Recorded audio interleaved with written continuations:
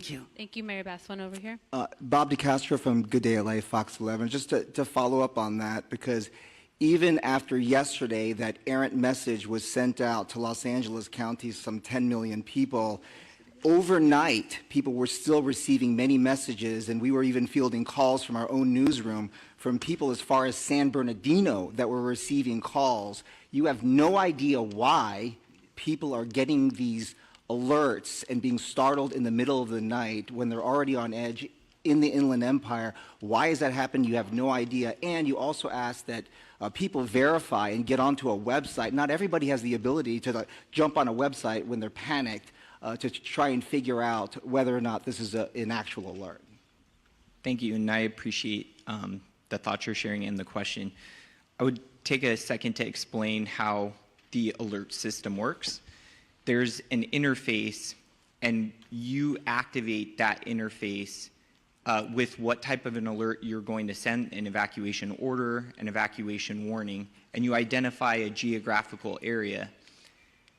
After you initiate that message package is sent into what is the Integrated Public and Alert Warning System aggregator. That then transitions, I'll call it for lack of better terms, into a cloud that connects with all of our cell service providers. The root cause analysis is trying to establish where along that sequence there is an error going on. And in addition to that, it is important to understand that the cellular phone towers have different reach in how they're activating the message to the cell phone.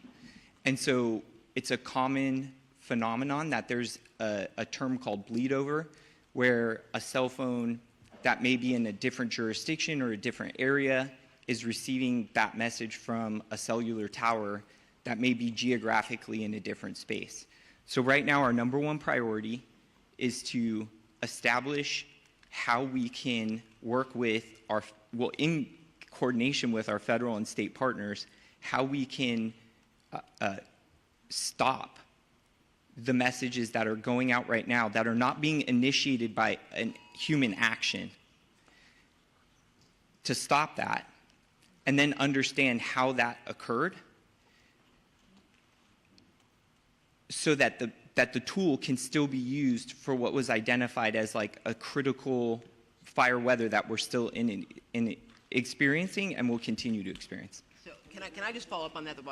The bottom line is we are going to drill down, because I too got the alert. I got 2 alerts, and then I got an alert telling me to disregard the alerts. And, you know, as someone who has communities that are on edge, that are lined up, and I'm sure Mayor Gordo has the same situation going on as well, they're on pins and needles thinking that they're next. So we're drilling down right now, and the way it's described to me is there are towers that are now powering up, and it's up in this cloud. It's kind of like when you send an email and it goes into draft, and then once you hit internet, it gets sent. Similar, but my question is, why can't we turn it off? And the answers we're getting are not satisfying. I'm not making any excuses. It's unacceptable, and it is frustrating because we are asking people to trust us, to believe us when we say evacuate. So if we're going to tell them to evacuate, we better make darn sure we're targeting the right people. So don't think we're taking this lightly. I'm not. And I know that my residents aren't. So I hear you loud and clear. The frustration you're hearing from me is based on the frustration I'm hearing as well from my constituents who are asking, when we get it, is it going to be legitimate? Should we listen or should we ignore? Or disable altogether?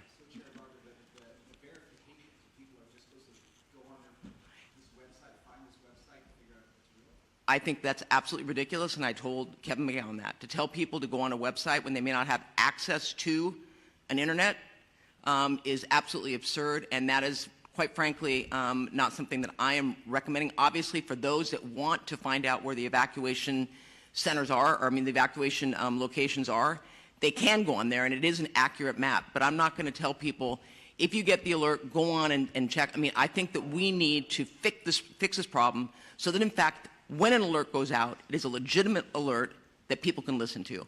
So I hear you. I hear that criticism. I personally, when I heard it, didn't feel that I was going to tell people, well, if you get it, just go on a website. they can, but that's not going to satisfy the frustration that people have. So I just want to make it clear to you. Thank you, Chair Barger. We are at time. We're over time. Thank you. We will do one-on-ones. If you need assistance, please come see me or a member of the team. Thank you, speakers, again. Thank you all for attending.